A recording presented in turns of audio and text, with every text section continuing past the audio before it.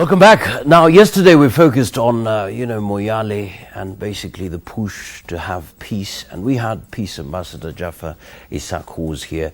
And according to him, he was basically saying we need to focus on perhaps the use of force to deal with the conflicts in Moyale and also get rid of elders.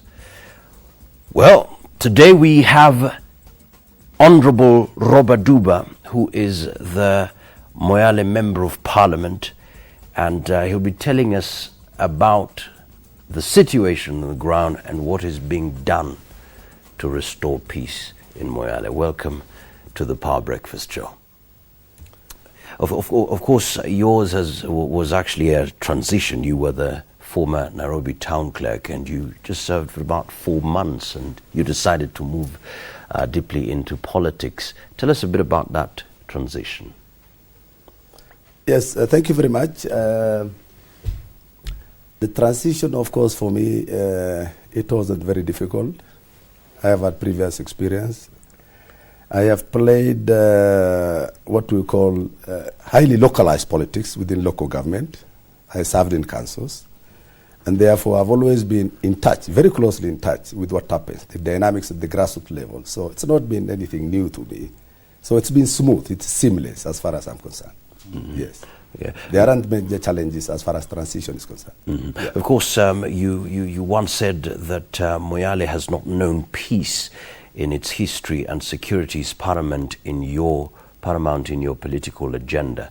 5 months down the line, when we get all these reports of people killing each other and houses being burnt and other people even fleeing to neighboring country Ethiopia, perhaps you could tell us what is the genesis from your perspective, 5 months down the line, and of course you've also been there, you know the politics of Moyale. Yes, I think it is good to, or it's honest to admit facts as they are. It is historical. There has been these conflicts since the time of,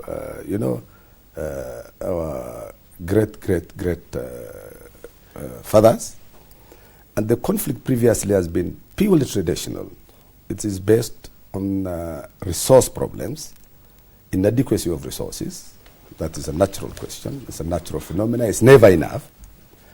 And it is based purely on pasture, lack of pasture or competition for pasture and water, because the nature of life in that place is pastoralism. That has been the confines of the conflict.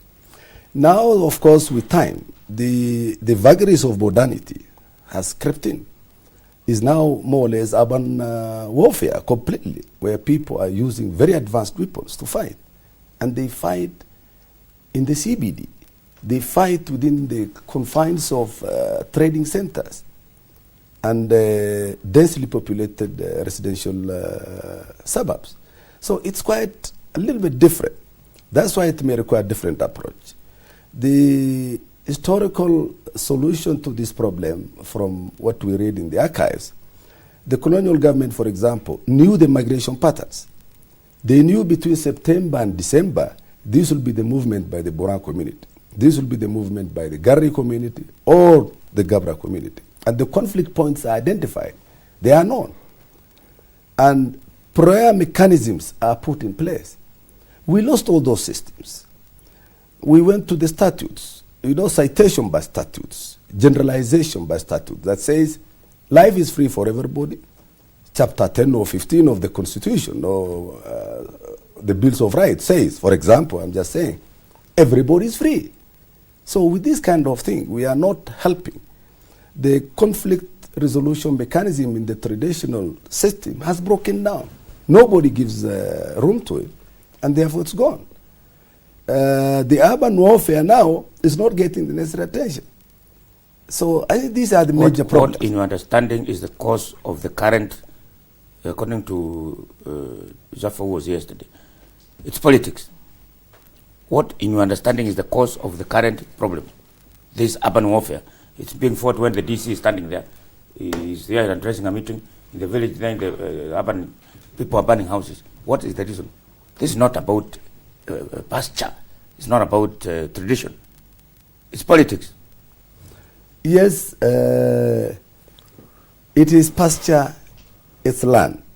In part, the combat position changed. It's still the same problem. For example, if you look at the current conflict, it took off from a point called Funanyata. It's not in town. That's not where the trigger point is. The trigger point is at Funanyata, for example, where one community said, wait a minute, this is traditionally not your zone. And it isn't the dry spell time. So why are you here? So this did not have the adequate address it needed. As I said, the traditional system has broken down. So the conflict is now imported from that pasture ground into the town. That's why it is fought. But the conflict initially took place outside the CBD. But then when you talk of, coalitions like Regabu, Rendile, Yes. Gabra and Burji coming together simply to fight against the Borana community, how do you link that up? Is that your theory? Is that an accurate assessment of the situation? It is contributory. It does contribute. What I'm saying is that even prior to the existence of Regabu, conflict on pasture and water did still exist. But it had the resolution mechanisms. Even before independence, it had a resolution mechanism. Right now, it doesn't have at the local level within the outlay of the pasture and water zones. Now, what happens is that its resolution is being brought into offices, into the CBD, and that's where the tribal sports now shifts or gets identified as the combat ground. The Regabo position is this. In the countdown to elections, they formed this outfit by those who currently run the affairs of the county. And all point out that it's not a healthy outfit because it is to the exclusion of one community. We did one. I personally, even in the course of campaign, say it's not a healthy outfit because it will close room for discussions and conflict resolutions as known hitherto. And true, what happened is that once those who are in Regabu came to power, the conduct of affairs at the county level, at the county government, continues to show some exclusion of one community. So they will resent this naturally. And the previously manageable conflict on pasture and water becomes unmanageable. So it is still a problem. Regabu problem still contributes so much. In fact, the governor, in my view, I have had discussions with him before. He's a captive. He's being told, look, this is what brought you to power. It's a Regabu affair. So if you don't toe this line, then the consequences are dire. So these are the problem areas. So Regabu is a major contributor. So the police say they are going to ask questions, politicians and leaders of that area. Have they done it? Well, I don't know. In terms of police summons, I haven't been summoned yet, but I'm aware that they will want to talk to politicians, summon them. I don't know whether it's with the intention to get to the facts of which matter or what matters. Do you think politicians are involved in inciting people to fight? I don't know what is the extent of the involvement. I don't know. But there's no doubt in my mind that they have been unable to resolve. So why would the police want to question them? Well, perhaps they want to find out whether you can contribute to the solution. This is what I guess. Yeah, the police know more than I know. I don't know. But I think they have not been able to resolve. The other day we were with the governor in Marsabit, and it's very unfortunate. Unbelievably, the conflict escalated. What we saw during the presence of the governor, and later we also joined them with an effort to resolve or try to bring the communities together, it went out of hand. It's like it was a catalyst for further crisis. So that, of course, may make the police believe that politicians are playing a part in it. This could be, and it requires to be investigated. Where police is suspicious. Jaffa feels that what we need that place is not elders sitting down and negotiating. Bring pure force. And get rid of elders, because he told us, for instance, somebody's truck was burned. Somebody brought goods, and the truck was looted and they burnt it. Nobody has been arrested. Are you happy with that situation where no force is there, just people talking? You say things escalated after a meeting. How many people have been arrested? How many people have been charged in court? This is pure thuggery. You see, I'm a little bit not sure what is meant by doing away with the elders. Elders in the past, from what I know, are the best entry point to conflict resolution within a conflict that the main base of it is pasture, water, and other related things. No. Here is somebody's truck has been burnt, stolen, looted. What have elders got to do with that? It's not only about trucks being burnt or property looted. It was a combat ground. The truck went into a war zone, unfortunately, at that time, when people were battling. Even lives were lost. So it's not about trivializing into a truck being burnt. Many lives have been lost ever since. So what I did say at one time is that it's not accurate, it's not correct to trivialize and say the problem arose from a truck being burnt. In fact, the truck is the third incident in the series of violence along that highway, which at least we have been able to stop. We have pleaded to people on the highway. The highway stretches across all the communities. We have said, keep off the highway. The highway is a supply route for every other thing under the sun. It's used by everybody, by school children, by tourists, by government, and so on and so forth. So we have kept people off the highway. We have also insisted that... What do you mean we have done that? As leaders, as elders, the very elders that... if you can do that, why can't you stop the violence? But this is... we can only appeal. We can continue convincing them this is not right. This is not good to do. And it is not a solution that lies upon the shoulders of one person. It's a collective responsibility. Government, NGOs, leaders, and the governor, and so on. And I think some effort is being done. It may not have yielded the desired results yet, but I think efforts are being done. Now, you're said to have linked the killings in Marsabit County to a militia from Ethiopia. Is that so?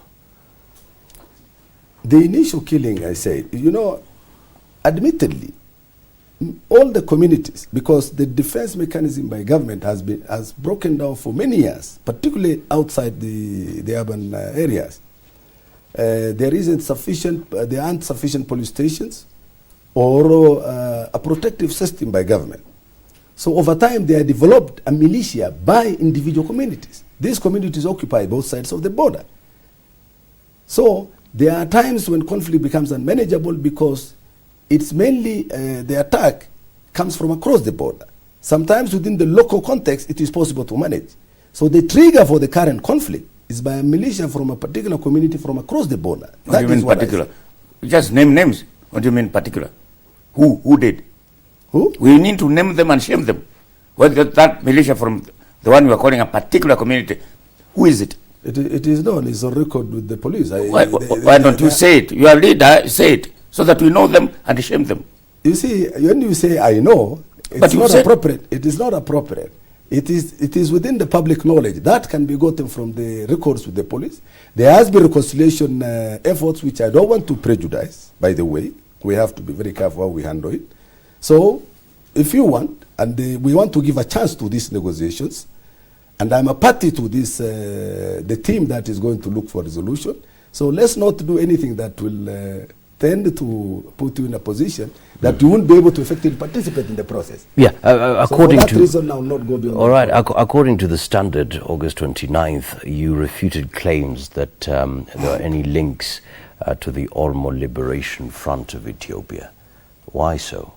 Because you're talking about a militia in Ethiopia, but then when this particular case... I have clearly right now said every community that lives within that zone has its own local militia, a defense system that they have built over time. So are there links to the... They could be using spears, they could be using any form of defense, a traditional system of youth or whatever it is. But so that's what I refer to. I never mentioned... But Mashima, you're not being candid. Yeah. You're not being candid. Yeah. It looks like you're hiding something. No, I'm not. I'm not. Say what you think I'm hiding. You are telling me to say things which it is not right now within the confines of this situation. We came here to talk so that we can know who is who, so that we go and sort it out. We are not to hide. We are sorting it out, and I can tell you we are sorting it out at very many levels, including there will be a Friday meeting this week at the office of the president, which is part of the solution. And your forum mainly is to give you the background and also appeal to the people who are in the audience, public outside there, that we need peace. And any attempt to associate a particular person like me with not having done enough is false, and we need to create to put that impression right. What do you That's say? the purpose of What this do you law. say of Jaffa's suggestion? Force. Bring JSU, just like they did in Mount Elgon. We did that. We did that. But there is one rider to this. The force that is brought in by government must be a positive force. What am I saying? If you bring in the army to crush, to maim, and kill, you are adding trouble on trouble. If the force can come, like for example, we have required the force to come in, secure villages, stop burning and looting, so that once security is restored, people can come back. For example, we have 80% of our population having crossed the border for their life. So the presence of the army should be able to bring these people back, guarantee them security. If the army is even to take the 20% left out by causing a scare, then it's counterproductive. You have admitted and said that every community has got a militia. True. How do you deal with those militias? You can't do it by talking, by having elders speak. You need to disarm them, beat them up, and even kill them if it's possible. Let me tell you. How do you deal with the militias? Your solution is violent. Mine is... It's not me, it's Jaffa. Yes, your suggestion is violent. Oh, Jaffar's... this is that you bring military, you bring the army, you bring JSU, you disarm these people. This is the presidential candidate Yes. that didn't become a candidate finally. Is that right? The gentleman Yes, who was sorry, walking. I was out of town and I was told... In fact, we had invited you to come here yesterday. Yes, We would have had a very good debate. He says those militias can only be sorted out. They are military people. They have arms, and they ran away to Ethiopia. Once we need to go and pursue them in Ethiopia, arrest them. If they are not arrestable, kill them, so that you can have peace. Let me tell you this. The best solution to this is show the communities that they don't need this militia. How do you do that? Provide security that they so direly need. That will be my position. By saying sending the military to crush. I mean, what are you crushing? They are already crushed. They are already in trouble, the public. And ultimately, the effect of this thing on the military is not on the people. We are talking about the militias. We have said every community has a militia. But you said, how do we do away with the militia? The militia How is do you put disarm there them? by the public because they lack defense. They are threatened. If you provided defense and you told people, you don't need these people, we are here to give you that protection. Let me ask you this. Yes. Why is it that you say all these communities have relatives in Ethiopia? When they're in Ethiopia, why don't they fight? Why is it they come to fight in Kenya?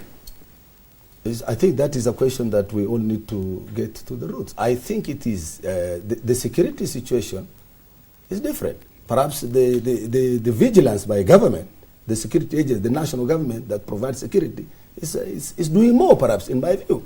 I'll give you a situation. In Ethiopia, the rapid response the public get on security matters is by far very fast. From information I have, I don't live in Ethiopia. It's very fast. Take an example like this. We have an OCS right now in Moyale Station. The public reported that he's partisan. He's part of those who fuel trouble. In fact, recently, it was reported in the press that he was a subject of an assassination attempt by a particular community. So that's how the accusation was. Is he one of the people there? Is he is he from Marsabit? No, he's not. He's an outsider who has been there for so long. He comes from outside the district, sorry. Yes. And he's been there for so long. He is known even to participate in the Kamukunji of particular group to this conflict. Why don't you name it? Say he supports one so. No, let me name him. He's called Sugut. Yes, but this Sugut man, does he support Borana? Does he support Capra? Does he support who? He supports the highest bidder. Whoever. Yeah, he's a dangerous element, therefore. And the public have been saying, remove him for God's sake, for his own sake, for the country's sake, for the people's sake. And to date, he's still there. I had a discussion with the Commissioner General, the Inspector General. The system of the law is such that even the Commissioner doesn't have immediate powers to remove such a person. So there are other attendant issues. What do you mean he hasn't? He is always posting people. The Inspector General is always posting officers all over. I think that... Unless you say he has also got some interest. Unless you say the Inspector General also No, has I an don't want interest to in the say matter. that. I don't want to say Because- that. But the because system now is... He can do it on phone or signal. Is that within his power? So sometimes he has to do it because of other overriding national interest. I don't know. But I think that as the law as it is, he He's doesn't have independent. express powers. This is as it is until the proposed amendment to the current law takes place in the matter of functions between him and the oversight authority led by Kavulundi. There's a problem here. It is these are the confessions we get from the police. So such an officer has not been removed. So how do you explain? Look at the response. Whereas across the border, if such things are even perceived, I mean, course could change to save the situation. We still have that officer. He participates. He's supposed to keep law and order. Which law and order will he keep? If he himself is a subject of an attempt, as he claims, of an assassination of one of the groups, he is known to participate openly in defiance of normal ethical conduct as a police officer. And we all know, as I said, I've spoken to the Inspector General, as we speak now, he is the one being told, go and keep law and order in a particular village. Looting continues unabated. So these are the problems you have as a country. We need to find quick response. Absolutely. I mean, as we focus on solutions, there was a resolution that the influx of the Gabra from Ethiopia should be stopped and those who had crossed into Kenya repatriated. Yeah, these are claims which have been made, for example, by the Boran community when there's a conflict between the Gabra and Borans at Funanyata. These claims were pursued, elders were called. I personally participated in 2 sessions where these matters were discussed. In fact, we had an unfortunate incident where we had combat between these communities and we lost a life and 2 people were injured. We sat and signed what we call some memorandum of agreement that both parties should leave that zone as we sort out these claims that there's an influx of the Gabra pastoralists from across into hitherto perceived the pasture area of the Boran community. So in order to overcome this, we said everybody should leave. An MOU was signed. I think the Gabra community refused to sign on account that they found it is not right to them, that they are free, everybody is free to move. And we thought that was the best thing to do. I personally signed as a witness of that MOU. It was discussed. But the final signing did not take place, and therefore compliance never happened. And in fact, the trouble originally began from that point. Yes. Right. Questions are coming in from the viewers. Somebody's asking here, what are you doing to return our people who are suffering in Ethiopia in overcrowded tents? We blame politicians because they refuse to accept the result. What is being done? What results are those? Results of what? I don't know. Maybe the speaker needs to clarify. Really, the big what question here. result was refused. The big question here is what is being done to return our people who fled their homes He said, from Moyale. 80% of the people from there have moved. True. So What is being done What is not about being people returned? in Ethiopia now? You see, people fled for their life. For you to return them, or for them to return, security must be provided. That is what the government is now provided. I'm told additional security has been provided since yesterday and the day before. And we're going to appeal to them. Also, there is the humanitarian assistance we need, which we'll be looking for. Many organizations have volunteered. So they are moving in from today, and we'll appeal for people to come back. And that is what I said. Positive force. The military must secure these villages, disinfect them of looters, then people get the confidence to come back. So I think that is the way to do it, to the best of my knowledge.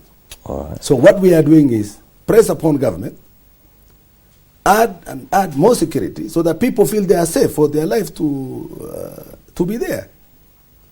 Yeah. There's a teacher, Masinda from Moyale, says, I'm a teacher from Moyale. Now schools are not opened, exams are near. What is being done about that?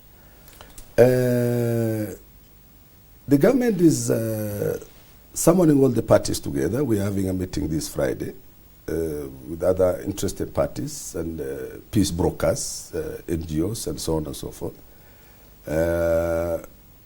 I think the next thing after people come back, now that they are fled, the next thing that we are going to do is to make sure that schools reopen and also provide sufficient security.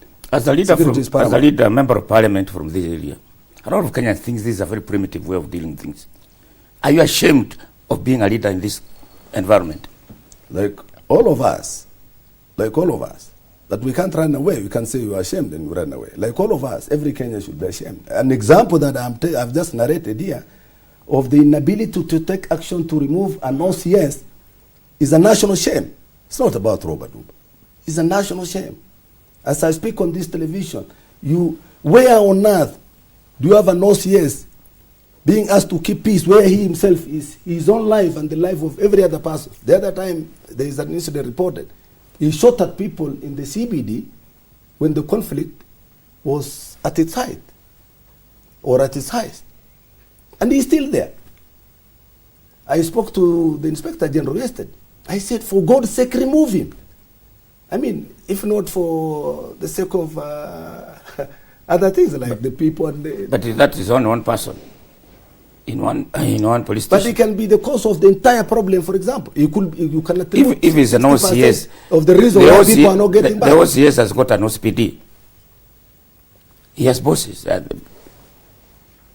And he has police officers. There's only one person. This is easier said than that. The OCS has powers. You know the discipline forces. I'm not in that force, but I have an idea of how it works. The man is the power. Oh yes. It's not about one person. The power is... His boss is in Marsabit, the PPO, or the county police commissioner. The commandant. The commander, The county commandant in Marsabit. I spoke to him. I spoke to intelligence. I spoke to the county commissioner. I've spoken to the Inspector General. That what you can do for Moyale this morning in terms of beefing security is remove that OCS as step number one. 2, provide sufficient security. The military has moved in. Not to kill and maim and cause destruction, but make sure that the main places like Helu, for example, is a major village. We talked about people being displaced. Helu, Butiye, Manyata and CBD, the town there. Because these were the combat zones. If you secure this and tell people, come without fear, they will walk in. And the militia, what do you recommend should be done to the militia? The militia will naturally disappear once there is sufficient security. They are armed. How do they get with guns? You know, they being armed, you can. Because when the public do not need them, because the government has provided enough security, they will fizzle out. That's how it works. What happens to the guns? Sorry? The guns they have. The guns. The guns, once they are silent, they are harmless. There's a question here from Gabriel. You seem like you support militias yourself. No. You do. That's a dangerous Gabriel from Marsabit says, you're not honest. Yeah, Say it for all Kenyans to hear that the Borana have vowed that they cannot be ruled by Gabra. They presented a memorandum to government demanding the Marsabit should remain under national government. Don't lie to Kenyans that it's about pasture. Yeah. It's tribal politics, and you're one of those behind it. Well, he's entitled to his opinion. That's Gabriel. Gabriel is entitled to his opinion. But let me tell you about the reality of the county government. There is total disaffection by the Borans. As I said, the Rigabo outfit excluded them from all the elective positions. In the nature of things and in the nature of persons, you cannot expect... What are you yourself? Are you Gabra, are you Borana, or what are you? I'm a Boran. Yes. People declare their interest. Yeah. In a situation like this one, people do declare. Yes. I'm stating a biological position. Yes. Or social... Yes. So that when you speak, people know under what purview, what lens are you using. Yes. But yes. For the time being, the overall thing that takes power center stage is the fact that I'm the MP for the area. So I don't want you to emphasize the fact that I'm a Boran, because that does not help much for now. The fact is I'm the member of parliament. So what I want to say is this. The disaffection, the fact that Borans feel aggrieved, particularly in the share of the county resources, is a fact. This is not denied. And this needs to be addressed. Boras did not say, we don't want anybody else to be the county governor. The circumstances, the countdown that led to this election, that led to the exclusion of that community, of course, they resented this. The Rigabo formation was unfortunate. It was targeting one community for exclusion. This, of course, is not good. That's point number one. Point number two, what do you do? What you do is to find a mechanism. This is a fact, and we may have to go that way. We need to find a mechanism that any community that feels seriously affected in terms of being excluded, their rights infringed on in terms of our constitution, there must be a mechanism to address it. That ultimately must happen. If to address it requires the national government to arbitrate, or the Attorney General to find a way in such, to find a mechanism that will say, look, what is your population? You feel aggrieved? You are not happy because the Regabo excluded you? Yes. What do you want now? Elections are over. We want to make sure that there is equity in the distribution of resources. If that is done, you are 40%, we'll give you this and this. It's a negotiated thing. Life is about negotiations. When you talk about resources, what are you talking about? Because money has been devolved to counties. Are you talking about the money that is coming from the government? County is not a sufficient devolution. So what it resources? Must go to when the Barana feel they have been excluded or they are being denied resources, what resources are these? For example, employment. Right now, this matter is coming up. Yeah. Okay. Borans feel in terms of the population ratio, there is total unfairness. There are appointments of jobs. Yes, appointment to jobs. Yeah. If, for example, 80% of the jobs go to the Rigabu group, and this is where they are aggrieved. I have a letter addressed to me by my constituents, by some members of my constituents, saying, we feel aggrieved. We need a mechanism that will help correct this. So I think we need to address it. We cannot run away, and we cannot summarize everything to extent that, you know what, if Mutegi Njau says, I am not happy with this, you need to satisfy him. Don't say no because you lost elections. That's a very dangerous thing. If this matter was triggered by the loss of elections, you will have been on fire after the election results. There is no single person who pointed the finger to the county government after the elections. These are things triggered by the happenings thereafter. So we need to look at it. And this is being put before the government. And we need a resolution that is reasonable, as you said, a civilized way to deal with it, that involves negotiation, give and take, and we will be home and dry. But this is a very dangerous approach. And this is what is being floated everywhere. You know what? The trouble is because Borans they were not elected governor, or they lost in the elections. Far from the truth. It's not right. Yes. What is being done to deal with tribalism in the area? For instance, Marsabit Governor Ukur Yatani said all the vehicles plying the Moyale-Marsabit road are normally attacked depending on what community. The people within the cars are normally attacked depending on which community they belong to. What is being done about that? I think the highway incidents have gone down. The police are trying to provide security, but there's a lot of fear.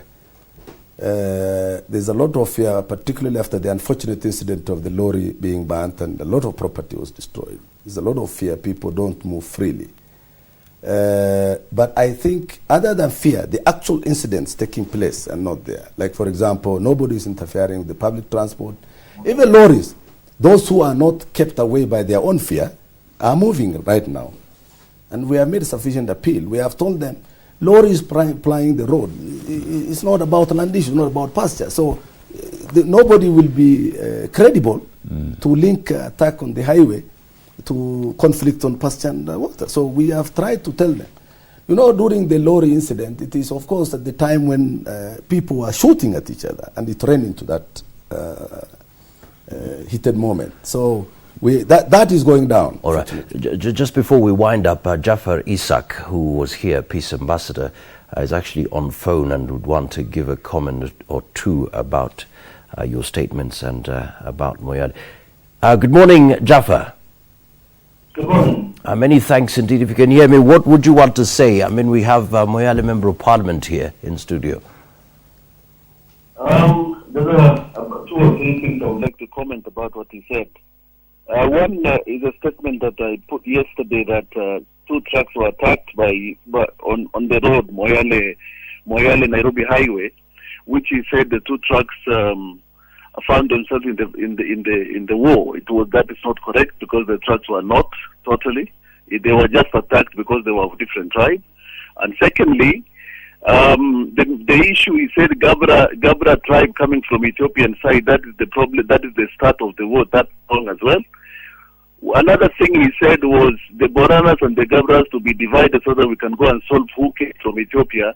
That is a lie. The problem started 15th of July, where Gabra village was attacked and somebody killed, and Gabras refused to sign the memorandum he's talking about, because I'm involved myself telling Gabras not to sign, because I believe the law is very clear. If somebody is killed, the person should go to jail. Another thing, member of parliament himself is